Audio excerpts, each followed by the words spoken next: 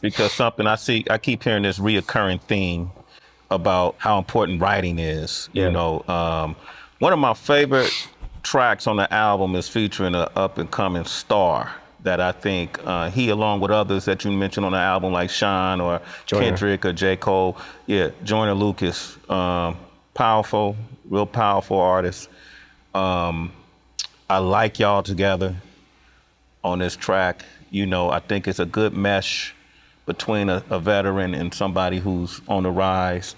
He's so good too. What is it about him that you like? The first time I saw him was like 5 years ago at one of the BET ciphers. And I peeped how he was like, he was saying a lot of lines that I saw some of me in that, but at the same time, it was different because it was like, early on in my career, whenever I get to do a BET cipher, I want to write till my shit stands out. You know what I'm saying? Yeah. And he stood out so much to me. I was like, yo, he was talking about Miley Cyrus, and if I'm not mistaken, I'm pretty sure it was something like that. But he was talking about pop stars and he was doing this kind of thing. But I'm like, yo, people are gonna remember that. I remembered it. And then I kind of started when he made the Ross Cappuccini. Yeah. The way he did it from the two perspectives, it was genius, and it was like, stood out. Stood out so much to me. Like, not only that though, like the rhymes. Like, I'm listening to the rhyme. That's, when I'm listening to a rapper, I'm listening to what you're bringing to the table as far as a skill set, right? That's the first thing I'm gonna hone in on. But the fact that, like I said, like, he's not compromising bars to tell this story. He's still got complexity in there. Yeah. You know what I'm saying? And but the more the rhyme went, like, he's taking you on this journey. And I never snapped out of that journey till it was over. You know what I'm saying? Like, and I was like, yo, this kid is fucking incredible. Y'all got and I'm paraphrasing, I can't remember the lyrics exactly, but you come in with a verse where you say, I got a couple of mansions, but I still don't have any manners. You got a couple of ghost writers, but to these kids, it don't actually matter. What the fuck happened to hip hop? What's going on with hip hop? People took that line and thought you were indirectly talking about Drake. No, see, here's the thing. I saw that too. Yeah. Drake is always going to be in my good graces because he did something for one of my daughters that I will never forget, and he will always be in my graces with that. And I like Drake. What I'm telling you with these lines is, I don't know what's real and what's not at this point. You know what I'm saying? Because you hear shit about this rapper, that rapper, whatever. I'm telling you that I don't do it, never have, and never will. If I ever need a ghostwriter, I need to just fucking put the mic down. You know what I'm saying? So that's my personal belief. As far as anybody out here that does use ghostwriters, that's fine. If that's what you do, that's fine. But I'm telling you, I don't do it. Hip hop was the most important thing that empowered me as a kid. It made me feel, I have a line where I say it made me feel tough when I wasn't. Yeah. When I was a scrawny little kid, growing up on 8 Mile, walking up the fucking block, put headphones on, and it made me feel powerful. Hip hop probably was, I mean, it was like my dad, hip hop, you know what I'm saying? And it was the only thing that made me empowered. It made me feel good about myself. And when I started being able to write rhymes and figured out I could do it, that's where the feeling comes from to me. Because the excitement is being able to come up with the shit. You know what I'm saying? It taught me how to throw my first punch. Gave me the confidence to be able to throw my first punch. And to realize, not only that, the fact that Proof used to beat my ass all the time in the backyard boxing. And one time he beat me like literally to the fucking ground. And he was just like, just stop. Because I kept getting up, coming at him, but I'm like, but I just kept getting beat up. He was fast, man. He was very quick. And but it made me realize, like, okay, taking a punch is nothing. You know what I'm saying? Like, it's not. Your fear when you're a kid is like, oh my God, if I get hit, what if they hit me in the nose and it jams my nose in my brain and I die? Like, kind of shit you think about. But nah, man, hip hop, like, since its beginning, I was always under the impression that Every rapper wrote their rhymes. And when you heard about Kumo D battling Busy B, it was who's bringing the best rhymes to the table. You know what I'm saying? Who's gonna be able to say the best shit? Who's the cleverest and the wittiest? And then years later, fast forward, you hear Eazy-E saying, Ice Cube writes the rhymes that I say. And I remember being a kid, like hearing the line, but it never really, I just didn't really care. You know what I'm saying? It didn't really affect the way I felt about Eazy-E or the way I felt about NWA. I think in all fairness, though, I think Drake is a superior writer to be able to sustain the level of success he has. Yeah, I mean, he makes great music. There's not really even much you can say about it, you know. On this Kamikaze album, I feel like I was pretty direct at who I was kind of taking shots at and going at and who I wasn't. You know what I'm saying? I wouldn't send subliminals to Drake for, there'd be no reason for me to do that. But I am expressing to you that regardless of what any of these other dudes do, I have never, not even a line, not even anything. I wouldn't be able to have fun with it if I couldn't write it. That makes sense. You go in really hard about the Grammys in a way, man, you drag the Grammys in the mud when you talk about, you have a few Grammys, but you feel like you had to sell your soul to get them. And you didn't know if you wanted it for the recognition or the trophies, but then what's the difference? You know, and that Grammys pretty much suck the blood of artists and nominate them, have them come to the shows. And Which they do. They do it every fucking year, yeah. And I'm just tired of seeing it. And for whatever reason, it's like they're always pitching this hint that you might win Album of the Year, which used to be a big deal. I don't think it's a big deal now. You know, sat at home this year for the Grammys and watched Jay and Kendrick not get it. And I felt like one of them should have got it. I felt like Joyner Lucas should have won a Grammy for I'm Not Racist. Yeah. Absolutely should have won a fucking Grammy. Every year we went, it was, I would be up for Album of the Year, and then the winner is Norah Jones. Who? And I'm not even trying to say anything bad about her music. I just, at that point, I had never heard of her. Yeah. And none of my friends did either. You know what I'm saying? So we were like, okay, whatever. And then Steely Dan. Okay, I know who Steely Dan is.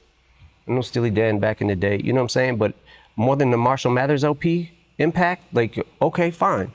I watched 50, same shit. 50 did not win Best New Artist at the Grammys. There was nothing bigger than 50. Nothing bigger, and nobody since maybe like Snoop came out the gate like that. My first album didn't do it. I never saw someone's first album and the wave happen like he had. And then he doesn't get it. And then I get up there another year, and what was it, the Eminem show? And it was like, whatever, I'm fine if I lose to fucking Kanye or someone that I'm like, okay, I respect that. I know who that is, and Kanye has a huge following and he's made a massive impact on music. Fine, I'm good with that. But don't fucking get us all here to use your selling point for your fucking show and stiff everybody every single fucking time. And I said, after that point in time, I was like, don't ever ask me to fucking come here again. Please do not ask me. My answer is no for 100 million years. Never again will I fucking go to the Grammys. Well, now, you know, I know the Jimmy Jam and some of the members of the board there are reaching out. Just Blaze and different folks are now trying to make it better. Would you ever consider, you know, joining the board and maybe you have a vote in it? First of all, that vote is fake as fuck. That's not a real vote. That's not a real vote. They give it to who they want to give it to. They give it to their darlings, the fucking, oh, this got critical acclaim, but it sold 2 records. Like, it ain't about always what you sell. I get that, Vanilla Ice, I understand. You know what I'm saying? Like, but there comes a point where when an overwhelming something comes along that has this wave and impact on music, and you give it to fucking Lada fucking Dottie. Who? Lada Dottie. Sound like Lottie Dottie. But you know what I'm saying? Like, it's like, man, I don't know who won over Kendrick and Jay. Bruno Mars is fucking incredible. Bruno Mars is great. But I remember Beyonce didn't win for the album Lemonade. Yeah. And I was like, what the hell, you know? It's like they're so fucking tone deaf to what is actually going on, but they're not in a sense of, oh, we're gonna get Beyonce here, we're gonna get Jay here, we can say all these names are gonna be here and we'll make them think. I guarantee you that the people from the Grammys was on the phone with Beyonce's people or Jay-Z's people saying every year that they're up for something, hinting they're gonna win to get them to come there. So you over that? I fucking guarantee you. You over that? I guess I won't see you at the Grammys this year. Yeah, probably not. Probably not? Okay. Yeah. What if you're nominated? First of all, I won't be. Okay. Because they know that I don't like them. And if I was, I wouldn't win because they know that I don't like them. One final question. I want to ask you about a song that, to me, man, it was probably one of the most heart-wrenching songs on the project was Stepping Stone. You know, and you tell the history of D12, how it started, you know, and what happened through the duration. And at the end of it, you said it's over. That's it. Were the members aware of that song? They were. They were? They were. They got a heads up, and, you know, I explained.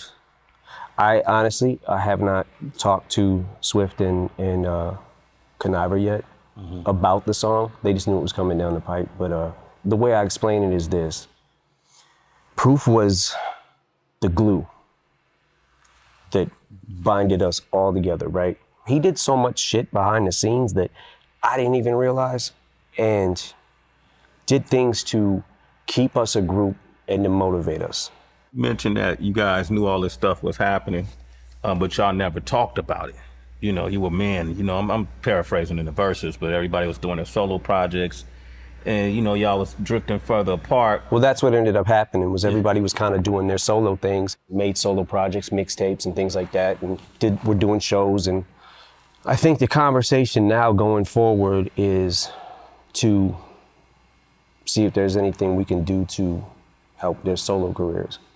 You know, and we'll always be friends, man. We always been friends. So we were kids. Yeah. You know what I'm saying? So we'll always be good on that aspect, you know. And I want to help them do whatever it is that their next thing is on the agenda. You know what I'm saying? Mixtape, album, shopping, whatever it is. When I listen to these stories, and I've known you since the 90s, and I've known you through these ups and downs, and even if I wasn't there on your side, I was there on your team, so to speak, you know. Absolutely. I'm sitting there thinking, man, this man must have went through some great therapy, because right now, where you at, you seem like you're in a comfortable place, you know who you are, you know what you want, and even though you got these people coming at you, get strong enough to respond in a way that you wouldn't naturally do it. How did you get to this place, though? Did you do therapy? Was it? Nah, my music is therapy, you know? So I just, I don't know, man, I've been coasting through, and I feel like I write all the time, whether I use it or not, you know, I write all the time, and that's my best therapy, is to be able to get stuff out. Just like the D12 song, it was like one of those things where, like, I know that they have things they want to say to me, and I have things I want to say to them. So this is kind of how I wanted to tell them, like, you know, I love you guys, like, forever. Like, I'm here. It just, doing the D12 album just doesn't seem, in this climate right now, Yeah. I don't know how that would even work. You know what I'm saying? Yeah. You're going through enough with this climate. Right. So imagine D12. Let me ask you this, moving forward, this will be my final question.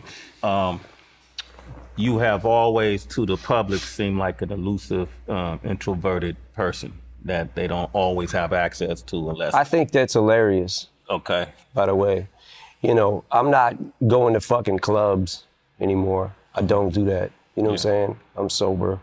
I don't.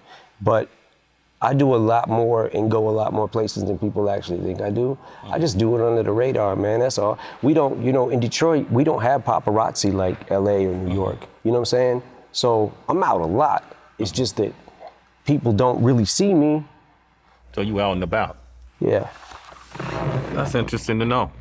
Like I said, you're not gonna catch me at a club fucking throwing money or, you know what I'm saying? Like, I've been through all those days and all that shit. Like, as far as, I've done the whole club scene. Yeah. I did it for a long time, too long. Nah, but congratulations, man. I like the Kamikaze project. Thank you, man. I think the majority of folks who listen to it cannot deny that you're an elite group of lyricists. Thank you. And I'm a dude who's been in this for multiple decades, and you're at the top of my list. Thank you, man. Thank you. And I like to see you keep flying forward, regardless of the, whatever the critics have to say. You've had critics since your first album.